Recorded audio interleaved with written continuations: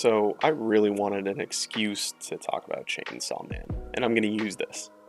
So today I kind of wanted to go over what would happen if you had Makima versus Gojo. And in this one, I'm gonna go over two scenarios. One is gonna be, I guess, standard, reasonable scaling that the author seems to intend for these characters. And then the second scenario is just gonna be me going crazy with Wank. So I hope you all enjoy that.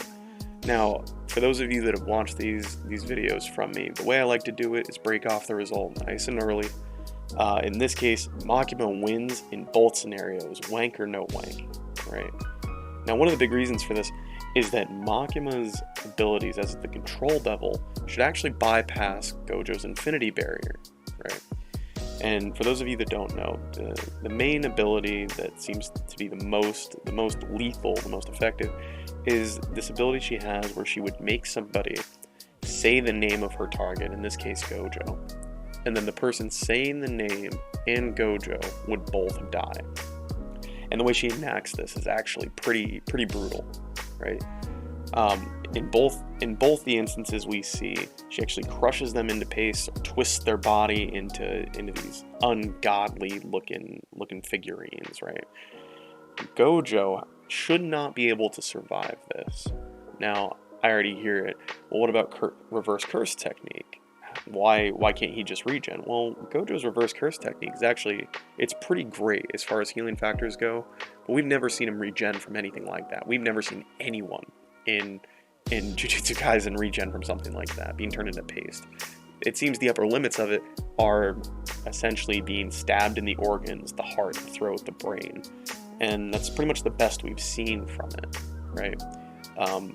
As far as durability for Gojo, if this bypasses the barrier, which it very much does, I mean, I'll let you know that now. If this ability makes contact with Gojo and he's targeted with it, he doesn't have the durability to just tank, something like that. Because we have beings in Chainsaw Man that actually scale way above Jujutsu Kaisen's durability and like the primordial devils and so forth that can't tank things like this, right? So Gojo definitely can. As far as the durability goes, he actually has some of the lower end durability feats in the series, and most of that's just because we don't really see him take hits because that barrier takes all the hits for him. So as far as we know, his durability is not much higher than peak human, right? Now, that's just one ability for Makima, right? But we're already at a place where Gojo has no defense against it. Now, the next counter argument somebody can make is about speed. Maybe Gojo, gets to her first and kills her, ends the fight, immediately. Well, there's two problems with that. Killing Makima, number one, does not end the fight.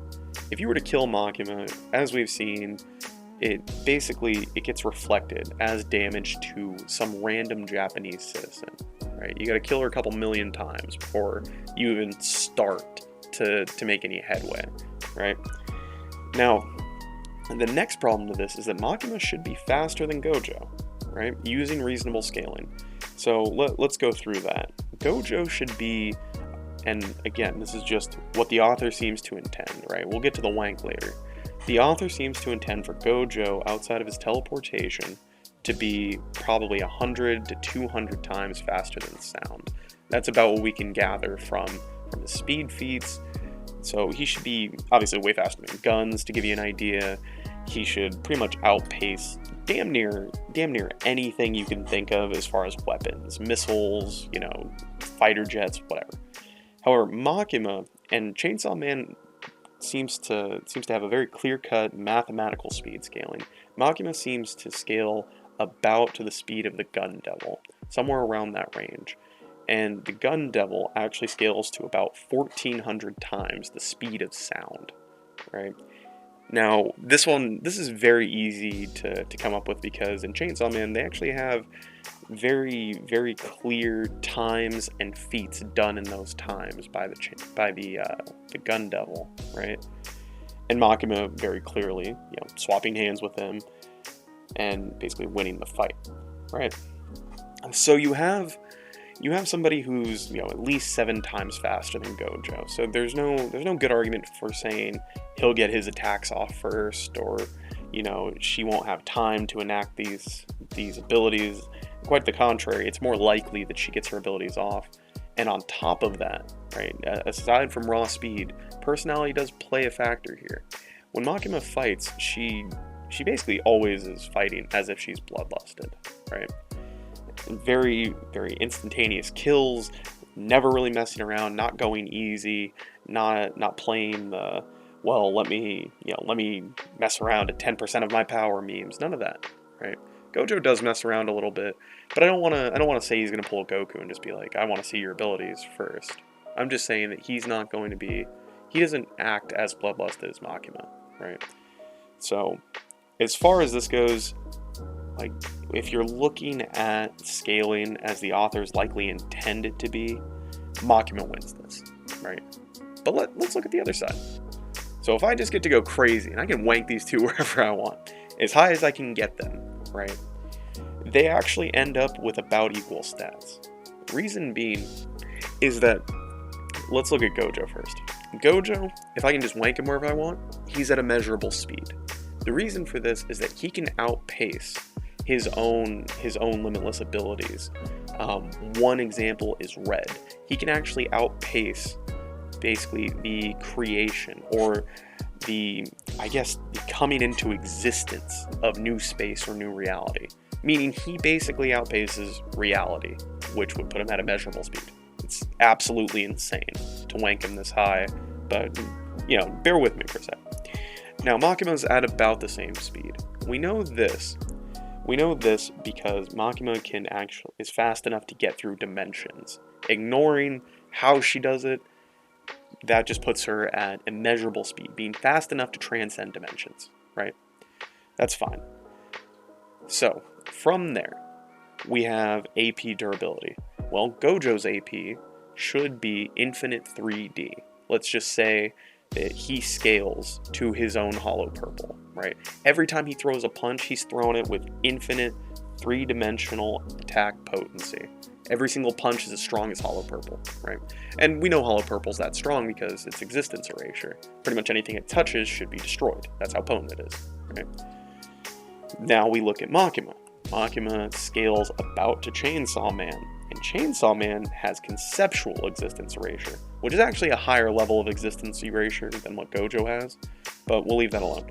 So that is also infinite 3D attack potency, and Makima is about even with that. So they both end up at a measurable speed, infinite 3D AP and durability, because durability is generally just scaling to your AP. Even in this, if they're relative, her abilities still work on people that are relative to her and even a little bit stronger. So Gojo still gets killed by these abilities if they hit, and on top of that, these abilities should still bypass his barrier.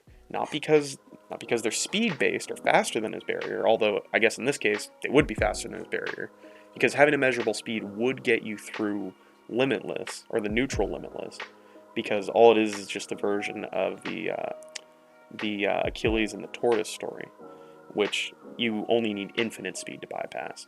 So in this case, if we wank them, Makima actually does better, because then she can just use her telekinetic finger bang, whatever she wants to call that. Like, all of her abilities will then hit. She could actually just punch through his barrier, and they could just start swapping hands at that point. Eventually she would win, because he likely dies after a little bit from some of these abilities, because again, he can't regen from being crushed into paste, right? So all that being said, I mean, I think it's pretty clear. If you're being fair to both characters, you're not wanking one and, downplaying the other, Makima wins. No matter what you're doing, as long as you're being fair, right? And, I'm glad you all came to my Chainsaw Man Jujutsu Kaisen TED Talk. Be safe out there. Take it easy.